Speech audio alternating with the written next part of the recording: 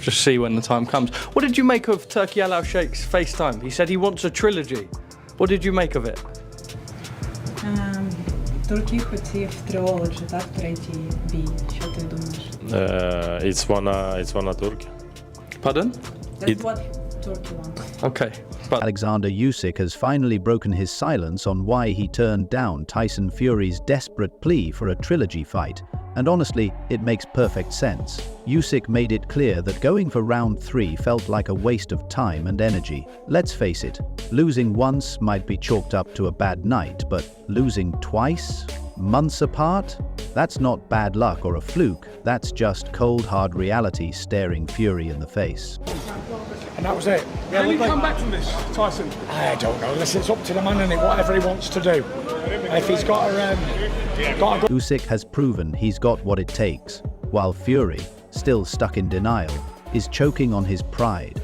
After all the hype, all the bravado, Fury got smacked down not once, but twice. And yet he's the one asking for another shot? It's starting to look more like desperation than determination. People in the UK, what doubted my son? I said, every TV company you want sacking off. Sack them off Monday morning, so they don't know. Now Fury and his father are out here spinning wild conspiracy theories, grasping at anything to avoid accepting Usyk's dominance. Apparently acknowledging reality is just too much for Tyson's ego to handle.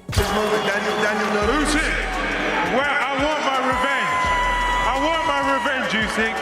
Well done on tonight. Tea all unfolded because Tyson Fury, after years of dominating the heavyweight division like a king, started feeling untouchable. The man had an unbeaten streak, a persona as big as his frame, and a level of confidence that could light up the Vegas Strip. But here's the hard truth.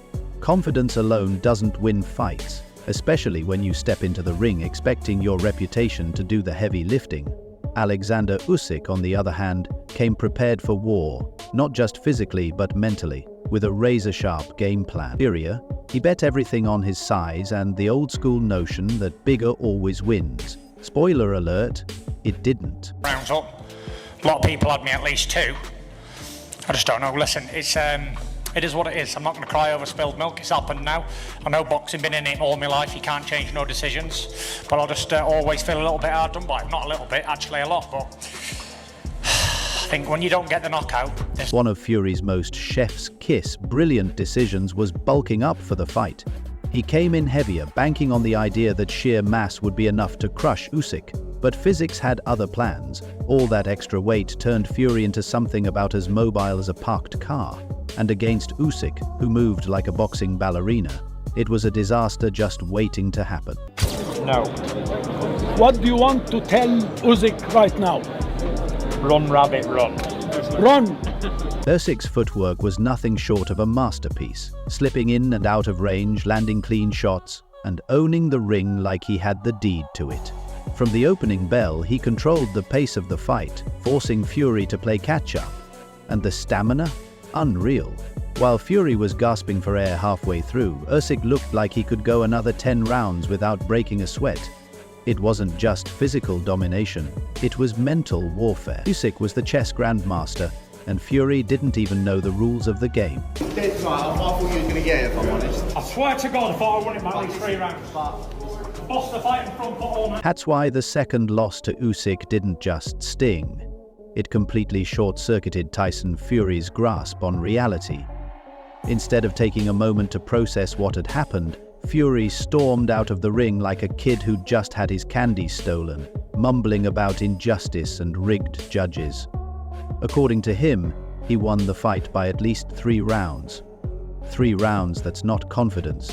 It's delusion wrapped up as damage control. God bless. I want my revenge for the robbery last time. Let's get it. Let's go. Let's go. Fury wasn't just mad at the judges. He decided to take aim at the entire Saudi boxing system, calling the decision a robbery. But let's be real.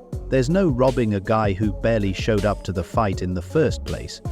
Usyk's crisp punches and flawless footwork left Fury with nowhere to hide, and everyone watching could see it. Except Fury, of course. And it didn't stop there. Fury's promoter Frank Warren joined the denial parade, labeling the scorecards dumbfounded, because apparently watching your fighter get systematically dismantled wasn't convincing enough. 24 rounds, listen, now it's already his. And then, as if the denial tour wasn't enough, Fury started barking about a trilogy. But here's the kicker. It didn't feel like he wanted another fight to settle unfinished business. It felt like he needed redemption, like he was begging for a chance to rewrite the story, because he couldn't handle how it ended. Fury's confidence, the kind that once made him seem untouchable, looked shattered. What came across wasn't determination but sheer desperation. Fans and analysts were understandably skeptical. What's the point of a third fight when the first two weren't even close? Where's Frank? Make it happen. Mr. Excellency. Your Excellency. Meanwhile, Oleksandr Usyk wasn't entertaining the idea of a trilogy. When asked about it, he shut it down with a simple yet powerful statement. I have nothing left to prove. And he's right. Usyk beat Fury twice, and both victories were decisive. To the winner by unanimous decision, still undefeated, still reigning. Why risk a perfect record just to stroke the ego of someone he's already outclassed? Usyk had bigger things on his mind, and a third bout with Fury wasn't one of them. For Usyk, this wasn't about dragging out a rivalry. It was about moving forward, staying focused, and building a legacy that doesn't rely on pointless rematches. It was marked up, and he's now having to say, and he actually called it today. He said, Turkey Usyk, let's make the fight happen. Usyk's team backed his decision wholeheartedly. They saw no value in revisiting Fury, a fighter the Ukrainian champ had already decisively beaten. Fury, on the other hand, lost his unbeaten record and, with it, the leverage to demand anything. Usyk's camp made it clear. They were prioritizing meaningful fights and fresh challenges over repetitive matches that wouldn't add to his already impressive resume. Efficiency was the name of the game for Usyk, and wasting time on Fury simply didn't fit the plan. As Fury clamored for a trilogy, Usyk shifted his focus to new opportunities. Promoters began speculating about potential matchups with other top contenders, such as Daniel Dubois or Joseph Parker, fights that could further solidify Usyk's status as the undisputed heavyweight king. Usyk's refusal to entertain Fury wasn't just about shutting down a rival. It was about prioritizing progress over repetition. Even Eddie Hearn, never one to shy away from commentary, wasted no time weighing in on the situation. Where does he go from here? Who?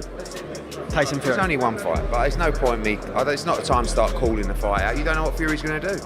Maybe he doesn't want to fight again. The one thing I will say is, Fury performed well. You know, it's not like he's a finished fighter, his timing was off, his punch resistance has gone. Speaking to Day's End, Eddie Hearn called Fury's loss a pivotal moment in his career, which in promoter speak translates to, "Things are looking grim, mate."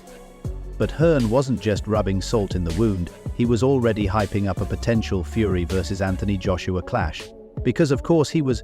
Hearn noted that Fury didn't completely bomb in the rematch, but he wasn't himself either. His timing was off and his punch resistance looked diminished, Hearn said. A polite way of admitting Fury was outclassed by a better fighter yet again. He suggested Fury might need to rethink his approach if he wants to stay relevant in the sport. But let's be honest, Hearn's main priority here was setting the stage for his next big payday. Carl Froch, on the other hand, didn't bother with pleasantries. Known for his brutally honest takes, Froch ripped into Fury's performance, calling out his lack of aggression, something that's typical Fury's trademark. Daniel Dubois jumped in the ring and said, let's get this fight on. I think he was told by Bricktop to do that. Jump in there, make a bit of noise. So Daniel Dubois got in. Real Fury had some success. He didn't believe in it enough to back it up, Frau said, which is basically boxing speak for he froze. Fraus also pointed out that Fury seemed to be waiting for a miracle punch that never came, as if Usyk was just going to stand still and let it happen. Fraus even hinted that retirement might be on the table for Fury. He's wealthy, he's accomplished, but once that fire's gone, it's hard to keep going, Fraus remarked. Translation, if you're just here for the paycheck, maybe it's time to hang up the gloves. Meanwhile, Johnny Nelson, another no-nonsense analyst, spent his time praising Usyk's brilliance while dissecting Fury's long list of missteps. The scorecards, but the right man won.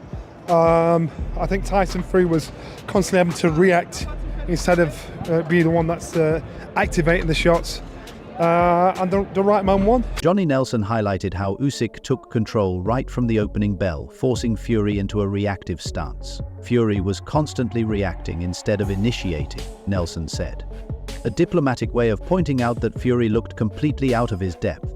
Nelson also noted Fury's hesitation in the ring, describing it as glaring, like he was second-guessing himself at every turn. Whether it was the pressure of the rematch or the lingering sting of the first loss, Fury just couldn't seem to get out of his own way. My contract, just to be clear. Why don't you shut up? But just to be clear about listen, video boy. No, but the contract. Just shut up. And then there was the public reaction. Let's just say it wasn't kind. Social media exploded with hashtags like Usyk Masterclass and Fury Exposed. Fans were quick to crown Usyk as a surgeon in the ring and the most complete heavyweight of his generation. Fury, on the other hand, got roasted for his post-fight antics, especially his insistence that he actually won the fight. Fury's delusional, one fan tweeted, while another quipped that he should focus less on excuses and more on adjustments. The consensus? Usyk is levels above Fury right now, and everyone seems to know it, except perhaps Fury himself.